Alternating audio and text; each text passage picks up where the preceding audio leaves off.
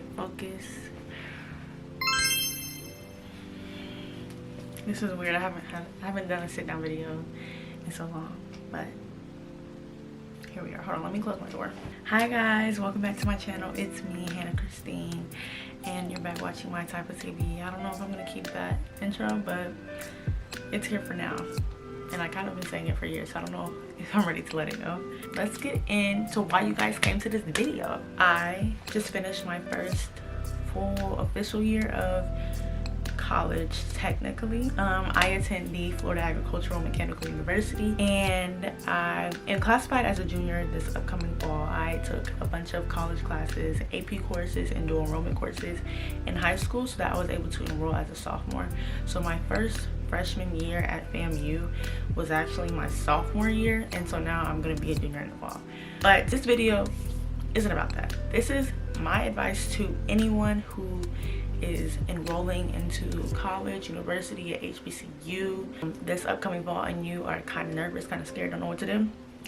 This is for you. But also, if you're just like ready to learn as much as possible and you just want to know everything that you can before you go, this is also for you. And I also just want to say that, okay, I'm gonna be looking at my phone because I wrote like a lot of stuff down so I can tell y'all what I learned and what I think you should know before going on to your college campus this fall. Public service announcement though, I am not the know-it-all, the person that knows everything about college, but given that I was in college in high school and have been on college campuses in high school, and then also am now gonna be a junior in the fall, so my first year wasn't really a regular first year. I was like speed running through all these different experiences to catch up with my peers who were in the same class as me, but they had an actual freshman year. I don't know how to explain it. If you understand what I'm trying to say, then you understand what I'm trying to say. Before I get into the video, before I get into the tips and everything you should know before touching down on your HBCU or college or university campus this fall 2026. Wait, what am I saying? Let me calm down. Hold on, girl. I don't know what I have to say. Before the video begins, make sure you like, comment, and subscribe. And comment if you want to see any other specific college themed, college topics videos. I'm willing to share it all about my college experience so far. And if you want a video just specifically on FAMU, I'm also willing to do that as well, because FAMU is a place to be and a lot of people have a lot of questions about it. And I would love to help anyone with their journey coming to the hill, the highest of 7 hills. A little hint to what the next couple college videos will be a college apartment tour, move-in day, maybe a college apartment haul. And if you also are noticing the difference in quality in the video, I am back on my Canon camera. I've been switching through like 3 different cameras while I've been returning to YouTube, so let me know which quality you guys like better. I'm gonna be using all 3 still, but it's just like I just want to know what you guys prefer. So I think that's everything. Is it? Shot, I don't know, we gonna see. If it's not everything, editing and gonna have some more work on her. First things first, the way I ordered these tips and tricks, there's no specific order, but the first one I wanted to make sure I said first because it's like the first thing you do before you even touch down campus. When it comes to packing, you're gonna think you need to pack up your whole life. Don't do that. Do not overpack. Do not bring things that you haven't even worn or touched or seen, but you think you might need it just because you're going to be away from home. Don't bring it because you're not going to need it. And you're also going to be buying stuff. You're going to be buying so much stuff while you're on campus. And you're going to be getting so much free stuff, especially at HBCUs and especially at FAMU. I got something free like at least every week. Sometimes 2 or 3 times a week I got something free that I have sitting around my room because I didn't know where to put it.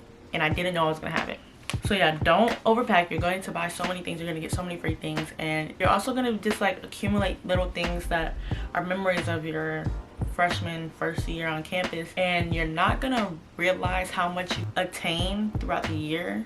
You're not gonna realize how much you got until it's time to pack it all back up and you realize you are leaving with more stuff than you came with. It's another reason why a lot of people also end up throwing away a lot of stuff. If you've seen the TikToks or you've seen the Instagram reels or posts about how college dumpsters look on move out day, like people are throwing away brand new stuff or like liking new things because they have nowhere to put it and they have nowhere to take it back home.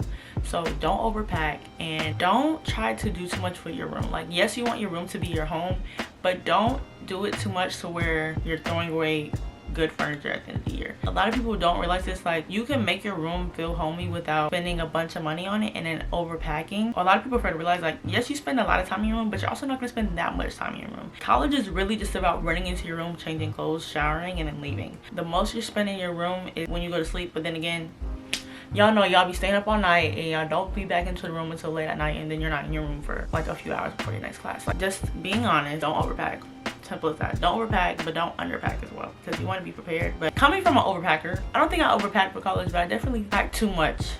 I don't know how to explain it. Just honestly do what's best for you. But if you know you're gonna get to college and you're gonna get, if you're gonna buy a bunch of stuff, if you're gonna buy like different going out clothes, if you're gonna buy stuff for homecoming, and you're gonna buy stuff for your birthday, you're gonna buy this and that, and you're gonna get the free stuff too, just make sure you pack with enough room left over. How about that? I'll say that. So tip number 2, and this is something I've seen and heard thousands of times, and something that I also relate to because I am kind of an introverted person when I'm in a new environment. But being shy is not an excuse when you're on a college campus, especially at HBCU college campus. Get involved, go to the events, go to the functions, and connect with your classmates. First of all, like, that's your first line of networking and line of connections, and the first way you can build friendships and like relationships on campus is in your class. Like, people love to say, oh, I'm shy and I haven't met anyone, like when it's the last week of spring semester, but it's like, what were you doing in your classes? Did you not say hello to anyone? Did you not show your face? Did you not make sure someone knew your name? And not even just your classmates, make sure you are talking to your professors. I don't know how to stress this enough.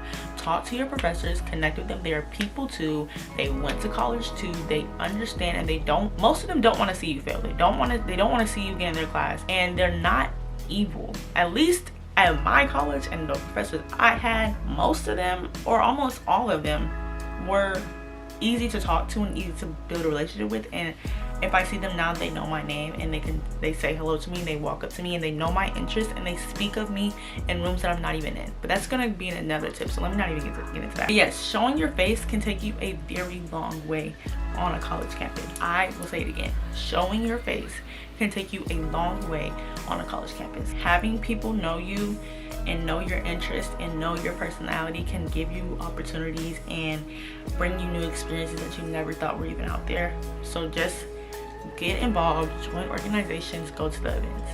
I'm not saying you have to go to every party. I'm not saying that, because I didn't even go to every party. I barely went to parties. But I did go to the free events. I did go to the organization interest meetings, and I joined a number of organizations. I joined a number of clubs within my first year of college, and people always see my resume and they're like, wow, you did all this. Yes, because I did not come to play, and I did not come to stay into my introverted ways. I wanted to get out there, make sure people know my name, know my interests, and know my face. And I wanted to not waste my college experience, if that makes sense. I didn't want to waste anything. I wanted to go to school and actually participate in school, especially if you got a bunch of extracurriculars in high school to make sure that you got accepted into college. Continue that. Don't waste it. Continue it. Continue that behavior. Continue that, because it can take you so far, especially joining organizations. And I'm not just talking about Greek or D9 or anything like that. I'm saying like clubs and community-based organizations are known, and they're known in different type of industries and different business environments. So when you join a club that has the same name or the same it has a parent business organization or business network, and you meet someone and you say, hey, yeah, and I'm also part of this, and they're like, oh, no way, I'm part of that chapter in New York, the business chapter, whatever. Like, it's just stuff like that you didn't know could take you so far. And tip number 3 kind of builds and expounds upon tip number 2. So yes, I said get involved, and yes, I said build relationships, and yes, I said don't be shy, but don't get too invested in that. Don't get lost in the social dramas and the unnecessary mess that college brings to you. Don't get too invested in that. People change and they grow through a lot of different things in college, and it's bound to affect their relationships with people. It's bound to lead to friendship fallouts, but it's not a personal dig at you. Don't take everything personal. Don't be too invested in it. Just take it to the chin and move on, because don't forget what you came here for. You came here to get a degree. You didn't come here to maintain a thousand relationships on top of stressing over deadlines and due dates and internships and stuff like that. So my advice to you is, if something falls out, something doesn't work out, let it be. Let them, let God, and just let it go. That's all you can do. Because I've seen so many people, so many posts, and so many rants about how people get so depressed and alone, and it affects their grades, it affects their relationships, it affects their health. And I've seen so many TikTok rants after leaving for the spring semester about people saying how when they fell out with their friends from like fall semester, welcome week, orientation, stuff like that, like it really hurt them because you're in a new environment. So if you found your people, you feel like you found your people, you feel safe with them, and then you lose it, it does leave a mental strain on you, and it does affect you. But don't let it affect you too much to where you're failing your classes, you're not getting involved, you're in bed all day, you're just depressed, and it's affecting your health and your well-being. Like, don't get too invested in that because it's bound to happen, and it happens. But take it to the chin and move on, because someone else out there is going to be your friend, someone else out there is going to support you, and that wasn't your last chance to be friends with someone on campus. Like, don't cry about it, sweetheart. It's gonna be okay. I promise. I pinky promise, y'all. I pinky promise that it'll be okay. If it's not okay, then you could comment and come back and chat it up with me. I will be your friend. I will be your friend from across another campus. Or if you come to FAMU, I will be your friend, girl. I will let you know. I will let you know what classes to take. I will tell you where to go to study and what floor in the library you need to be at. And I'll tell you, don't do this, don't do that. I will help you. Trust. Tip number 4, which also kind of did what that wasn't so much. All these tips are kind of related, but it's just little points that need to be said and need to be heard. And this one, please listen to me. Stay aware, stay attentive, and don't act like you've never been nowhere before. Stay aware, stay attentive, and don't act like you've never been nowhere before. Like, I don't know how else to say it. People are crazy. You don't know people's intentions. This is your first time meeting people. This is your first time being in an environment that you're away from home, and you're around people who have been raised and they have gone through different walks of life than you. You don't have the same opinions, you don't have the same values, and you don't know if they're gonna have your best intentions at heart as you would for them. You don't know how they think social interaction should go. You might think, oh, if I came with someone, I'm gonna leave with them. Or if I know you, I'm gonna look out for you no matter what. They might not think that. They might not think that at all. They don't care. They could just be like, girl, you grown, you could figure it out, and they could leave you at a party. They could leave you stranded at a store. They could, like, you just need to be aware, be attentive, and make sure that you try to surround yourself with people who have a similar upbringing as you, similar values of you. Or if you don't want to talk about that, like off rip when you're meeting someone, or try to hint or bring up in conversation about certain social rules that you hold like really close to your heart before you go out with them, before you go to these different parties, different events off campus, and you're going out with people that you just met. Just make sure you try to share with them like what you feel comfortable with and what you want them to do before you leave. That's it. That's all. Like, the amount of times I would come to class after weekend, I would hear people's different dramas and different stories about how person left them at a party, or this person did that to them, or this person, and I was just like, it just throws me off a bit, because it's like, yes, it's very weird and it's crazy that people think that way, but it's like people don't agree with you and people don't live the same life as you, and so you just have to be careful with who you go out with. Another tip that is along the lines of social rules, social tips, social life: try to find your people, but don't be discouraged if you're not finding them as fast as others. Don't compare. Comparison is the thief of joy. Comparison is the thief of joy, girl. Like, look, that's not your life. That's not your life, sister. That's not your path. That's not the speed that God intended for you. It's not, and that's okay. Some people, a lot of people, it's gonna seem like everyone already has their friends. It's gonna seem like everyone already is with their group and with their clique, and they're not gonna want to talk to you, not gonna be your friends, especially after welcome week or orientation. Really, friendships really start at orientation. But me personally, I met a lot of people at orientation, but I didn't build intense, close friendships as much as everyone else did in orientation. But I didn't let that bother me, because I was like, girl, I'm gonna be here for months and months and months. Like, I'm gonna find someone. So I was like, okay, whatever. Welcome week came around, I met some friends. I met my friends, and that was it. But I will say those friendships do kind of blender away, but not like as in we fell out or anything. It's just like college is so busy and so hectic that the people you used to see every day in fall, you're not going to see them every day in spring. And it's not like you're not friends anymore, you're not talking to them, but if you see them, you say, oh my gosh, hey, how are you, da da da. But you're also going to build new friends. Good things come to those that wait. Good things take time, and good friendships are rare to find. Oh wait, I'm gonna wrap it because I didn't mean to rhyme. Fun fact, I said this before, those fall semester friendships, or those welcome week or orientation friendships, they kind of fall out by the spring semester. A lot of them don't, but it's not rare that one doesn't fall. Like, it's not rare that one does fall out, if that makes sense. Like, it's college, you're growing, and you're, like I said, you're gonna be busy and things change, and there's nothing wrong with that. So you might still have your friends involved, but you might have your friends involved, you don't talk to them as much as you talk to your friends that you met in the spring, and that's fine. It happens if it happens, but don't force it. Don't force it. Don't stress yourself out about it. Like I said, remember the task at hand, remember the goal at hand, remember why you came to school. Here's another tip that I didn't write down. A good way to maintain them is if you guys have the same interests, but you have two completely different schedules, try to join the same organization or join the same club, or try to get into the same like community service activities. That's another way that you can hang out with your friends outside of being in class together or going to parties together. Let's see, what's next. Oh, I like this one. This tip, I want to say, be like a sponge. Be like a sponge. Just soak up everything you can while you're at school, because it goes by fast, and before you know it, you're gonna be moving out, and sometimes you're just gonna sit there and be like, what did I actually learn? I'm not talking about what did you learn in class in biology or in algebra. I'm saying, like, what did you learn with professional development? What did you learn about life? What did you learn about work-life balance? What did you learn about yourself? Did you discover something new about yourself? Like, just be like a sponge and soak up everything you can, because a lot of valuable and fundamental things that you need to know professionally and in life, you learn in your freshman year. And a lot of people don't realize that. A lot of people go through their freshman year and it's like, oh, I have 3 more years here, like I'm gonna learn so much. And you are, but a lot of the fundamental stuff that you don't think that you need, you learn in your freshman year, especially with certain professors in the freshman intended classes. Like, the classes that are just for freshmen, they're there for a reason. They're not there just to give you extra credit. They're there because it's needed to teach freshmen their first year. You need to know some of this stuff because it's a foundation that you build upon within your next couple years. And you're probably like, how do you know that? You weren't even technically a freshman.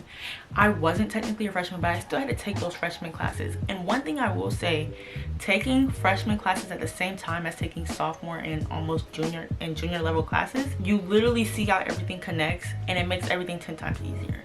If you really pay attention to the freshman classes and you don't slack off and don't just throw it away, don't push it to the side because it's a freshman class and you're like, oh, it's gonna be easy. That's not the point. The point is that you need to know this so that it can help you in this class. It can help you in this career fair. It can help you in this organization. It can help you when you're meeting this business professional. It can help you on this business trip. Like, it's necessary, it's important, and don't push it off to the side. Be a sponge, soak up everything, and observe how upperclassmen carry themselves in these professional environments. This is one thing I really did because, like I said, it was my freshman year, but I was a sophomore, so I already lost a year of actually building my experiences on campus. But I don't really feel like I lost anything because, like I said, I was a sponge. I learned, I soaked up, and I did so much that I feel like I'm not behind. I feel like I'm not, delayed or anything.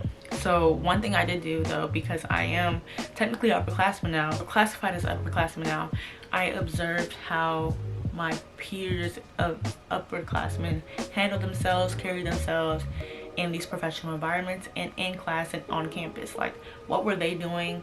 What were they involved in? I did on this one trip, we met with some representatives and important people at Delta Airlines, and one of the women that spoke with us, she said, say yes to everything, but don't say yes to everything. Basically, what she meant was, don't be scared to say yes to opportunities, but use your discernment and actually make sure the opportunities that you're saying yes to align with what you want. They don't have to be exactly what you intended or thought for your future, but if it is able to progress you or build you or help you grow and reach what you want to do, say yes to it. It doesn't have to be like, if you're interested in marketing but you see a role in sales or you see a role in data analytics and you got the opportunity to do that, don't say no to it. Say yes, because although it's not classified as marketing, it can help with marketing. You need sales and data analytics skills to build and grow in marketing. You see what I'm saying? So, like, say yes to everything, observe how upperclassmen are moving, and be a sponge. Just absorb as much as you can, because it goes by fast and it's your first year,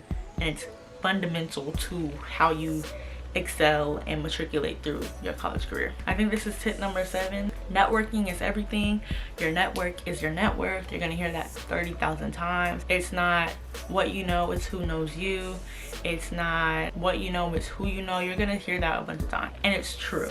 Your professors want your best interest at heart. They want you to succeed, and they also have a way bigger network and so many more connections than you do. If you don't like the way that person teaches, if you don't like the way that professor teaches, if you don't like the way that they talk to students, if you don't like this and that, push it to the side, be a professional, and still try to build a relationship with them, because maybe they had a bad day that day, maybe whatever, but you don't know who they know, and you don't know how they can speak of you to that person that can take you to the next level of your career, or to give you that internship, or give you that fellowship, or give you that opportunity to go on this trip, or you know what I'm saying? So like, make sure you're connecting with your professors, no matter what rate my professor or your classmates say about them, or like how you feel about them. Don't take everything personal.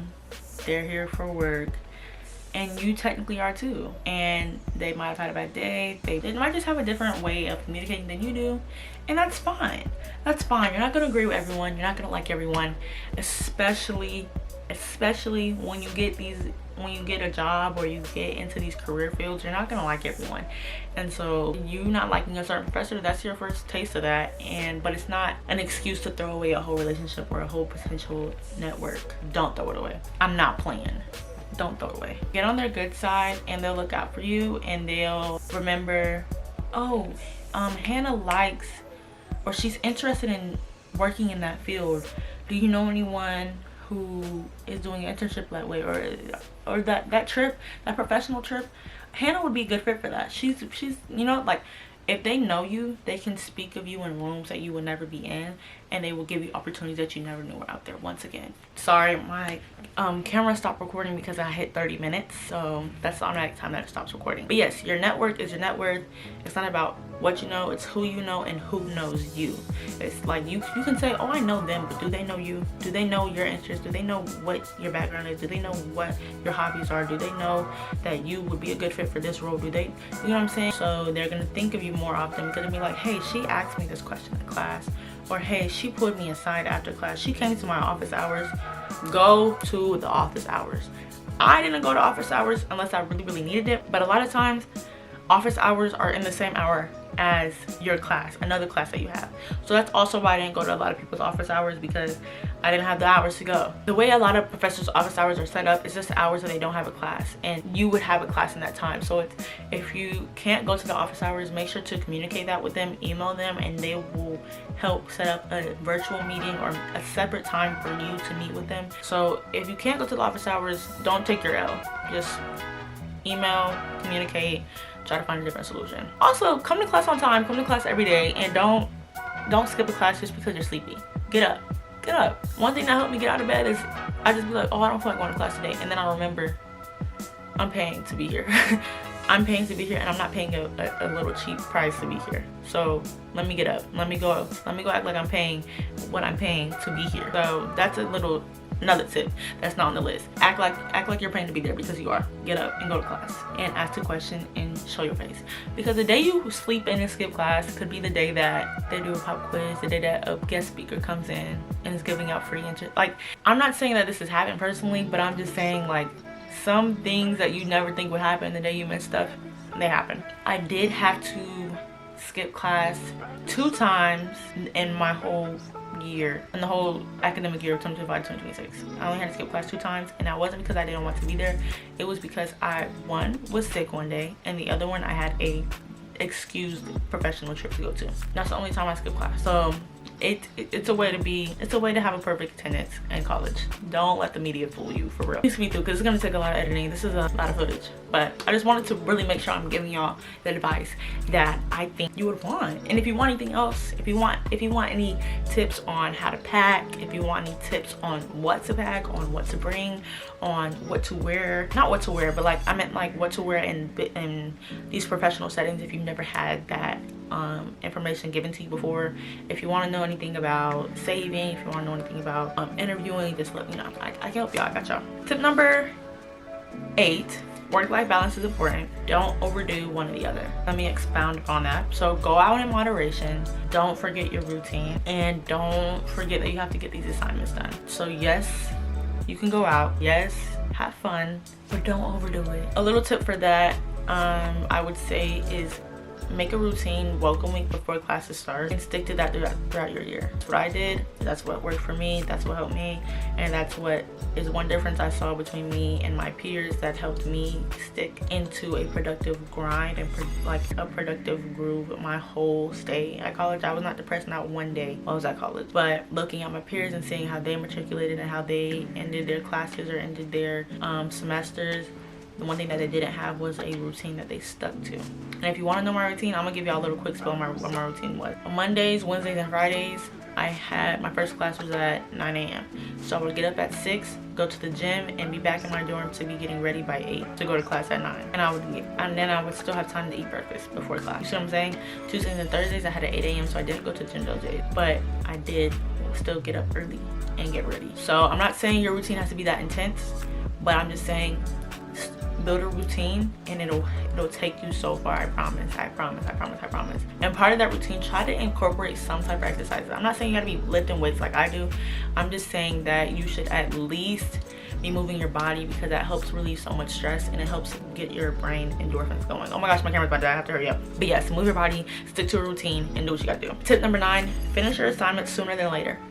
Personal tip for that: do them as soon as you're assigned them. Start them as soon as you're assigned. At least look at the directions before you even throw it to the side, so that you know how much time you need to put to the side to get it done and when you have to do it. So part of my routine, yes, I would work out and do all in the morning, but right after class I would at least go to either a study room or the library, and I would work for at least 1 to 2 hours a day after class. My class would get done around 2 or 3, so that I would be done with working about on school by 4 or 5, and the rest of that day I can do whatever I want. That's another tip. So make sure that you get your assignments started and get the ball rolling on them as soon as possible, so that you're not procrastinating. And tip number 10, don't get caught up in the sauce. Don't let the flair of HBCU life fool you. You're not behind, you're just at a different pace. There's no rush, and enjoy every moment. You're never gonna be a freshman at an HBCU or at your college ever again. So enjoy it while you can. Don't get lost in the sauce. Don't think that you have to overdo it. Just do enough that feels comfortable for you and for your goals. Make sure that you're still getting involved, you're still sticking to your routine, and you're doing what you need to do to be successful in your eyes. But don't get lost in the HBCU sauce. I swear to you, do not let them fool you.